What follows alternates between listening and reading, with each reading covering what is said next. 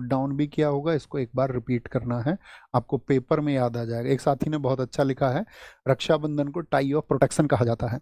बहुत अच्छी बात आपने बताई है, क्योंकि जब रक्षाबंधन पर हम बहनों से राखी बंधवाते हैं तो हम उनको क्या कहते हैं, हम हमेशा उनको ये बोलते हैं कि आपका कि हम आपकी रक्षा का वचन देते हैं। तो टाई, टाई मतलब बंधन, प्रोटेक्शन मतलब रक्षा। तो ये कॉमन सेंस से भी आप उसको कर सकते हैं। निम्नलिखित में से कौन गुजरात का पशु व्यापार उत्सव है? पशु व्यापार उत्सव वोठा है। वोठा, सीएचएसएल ने पूछा। एमटीएस में गुजरात में उत्तरायण उत्सव पर क्या होता है? पतंग उड़ाते हैं, पतंग उड़ाते हैं। निम्नलिखित में से कौन सा महाराष्ट्र का धन्यवाद उत्सव है जहां बैलों को सम्मानित किया जाता है? बैलों को जहां पर सम्मानित किया, पोला उत्सव में होता है बैलों का प्रयोग, पोला उत्सव में। निम्नलिखित में से कौन सा भारत के महाराष्ट्र का एक प्रसिद्ध त्योहार है? छठ पूजा बिहार का है, ओणम केरल का है, उगादि साउथ में होता है, गुड़ी पड़वा न्यू ईयर है, कहाँ का आपका? ये महाराष्ट्र का है। बताइए जी, निम्नलिखित में से कौन सा गोवा का मानसून कीचड़ उत्सव है? एक मानसून मड फेस्टिवल, चिक्कल कालो है, चिक्कल कालो है। ओके, बाकी ऑप्शन भी देखा करो। साओ जुआ उत्सव के दौरान गोवा के लोग एक दूसरे को क्या गिफ्ट करते हैं? 2020 में पूछा गया था सीजीएल में, नहीं 2020 में नहीं, 19 में पूछा गया था। क्या बोलते हैं इसको? एक दूसरे को फ्रूट्स देते हैं, फ्रूट्स, फ्रूट्स देते हैं। कर्नाटक में मनाए जाने वाला हम्पी उत्सव को भी कहा जाता है, क्या कहा जाता है? नृत्य उत्सव, सरहुल, ये तो झारखंड का है। विजय उत्सव बोलते हैं, क्या बोलते हैं उसको? विजय उत्सव बोलते हैं, अभी पूछा 2024 में। निम्नलिखित में से कौन सा केरल का त्योहार है जो फसल का मौसम शुरू होने का संकेत देता है और 10 दिन चलता है? केरल में 10 दिन कौन चलता है? ओणम। फर्स्ट डे है इसका अथम और 10th डे है इसका थ्रू ओणम। 10th डे क्या है? थ्रू ओणम है, थ्रू ओणम। ओके। निम्नलिखित में से तमिलनाडु के किस त्योहार में, पोंगल त्योहार तमिलनाडु में 4 दिनों तक मनाया जाता है, चौथे दिन को क्या मनाया जाता है? तो बोंगी पोंगल इंद्र देवता की होती है आपका, फिर सूर्य पोंगल होता है, फिर मट्टू पोंगल होता है, फिर होता है चौथे दिन कन्नूम पोंगल, कन्या की पूजा होती है। निम्नलिखित में से कौन सा त्योहार आंध्र प्रदेश में नववर्ष के दिन के रूप में मनाया जाता है? नववर्ष बनता है उगादि, आंध्र प्रदेश में भी, आपका तेलंगाना में भी, कर्नाटक में भी। बथुकम्मा कहाँ पर मनाया जाता है? बताइए फटाफट से। बथुकम्मा त्योहार ये है आपका तेलंगाना का, अलाई बलाई भी यहीं का है। ठीक है, एक बार रिवाइज करोगे तो सारे याद आ जाएंगे। ठीक है, तेलंगाना का बथुकम्मा हो गया आपका, बथुकम्मा हो गया, बोनालू हो गया आपका, अलाई बलाई हो गया आपका, दोनुल्ला पाथुंगा पाडुंगा हो गया आपका, समक्का सरक्का जतारा हो गया, नागोबा जतारा हो गया, मेदराम जात्रा हो गया आपका, आपका तिरुपति तिरुमला हो गया। तो अगर हमको याद हो सकते हैं तो तुमको भी याद हो सकते हैं, चिंता नहीं करनी है कभी भी।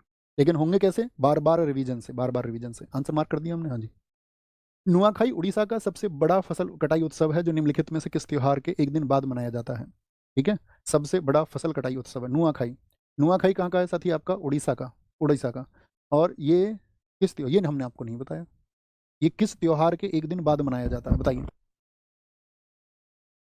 ये तो हमने तुमको नहीं बताया। गणेश चतुर्थी तो नहीं होगा, होली दशहरा, हाँ होली या फिर दशहरा। बताओ जी। ए बता रहे हैं बहुत सारे लोग, बहुत सारे लोग सी बता रहे हैं, सी। नहीं पता है, इसी को होमवर्क के लिए देंगे हम तुमको आज। सबसे कठिन क्वेश्चन यही लगा हमें, हमें भी नहीं पता इसका आंसर, है ना। हिंदू कैलेंडर के निम्नलिखित में से किस महीने में होली का त्योहार मनाया जाता है? बताओ। होली का फागुन होगा, उसका आंसर भी होली होगा, है ना, पिछले क्वेश्चन का भी। दशहरा हिंदू कैलेंडर के किस महीने में मनाया जाता है? बताइए जी, हिंदू कैलेंडर के।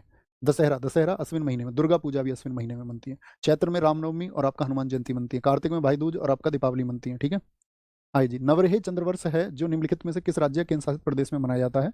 ये हम आपको होमवर्क देंगे, और होमवर्क का आंसर लिखना आप सब लोगों के लिए जरूरी है और बहुत महत्वपूर्ण है, जरूर आंसर लिखना है। ओके, कोई इशू, कोई परेशानी किसी भी साथी को? सर कोई कहानी सुना दो। अरे कहानी सुन रहे हो तुम? आज टाइम हो गया, किस दिन और सुनाएंगे तुम कहानी। ठीक है भैया, तो होमवर्क जरूर लिखा करो। हम आपसे हमेशा रिक्वेस्ट करते हैं कि जो भी साथी कक्षा को बाद में देखते हैं तो यहाँ कमेंट सेक्शन में नहीं, आपको हमेशा ऑफलाइन कमेंट लिखना है और अपने जो भी शब्द हो आप लिखा करें। और कल का हमारा टॉपिक होगा क्या? क्लासिकल डांस, शास्त्रीय नृत्य। इतना महत्वपूर्ण टॉपिक है कि कभी एसएससी का कोई एग्जाम, चाहे दिल्ली पुलिस हो चाहे एसएससी का कोई भी वेरिएंट हो, और क्लासिकल डांस से क्वेश्चन ना पूछे, ऐसा होता नहीं है। तो कल क्लासिकल डांस को पढ़ने के लिए तैयार रहें। पीडीएफ हम इस टेलीग्राम चैनल में आज भेज देंगे। जिन भी साथियों ने इसको ज्वाइन नहीं किया है तो ज्वाइन करिए, क्योंकि हमेशा हमारा जो कुछ भी आपको सूचना देनी होती है, कुछ भी हम देंगे तो इस टेलीग्राम चैनल के माध्यम से आपको देंगे। ठीक है, तो ये क्लासिकल डांस का पीडीएफ शाम को मिलेगा, आप उसको नोट्स बना लेंगे और अच्छे से क्लास में पढ़ने आएंगे। उम्मीद करेंगे इसी प्रोसेस को आप फॉलो करते रहेंगे जिस तरह हम आपको गाइड कर रहे हैं।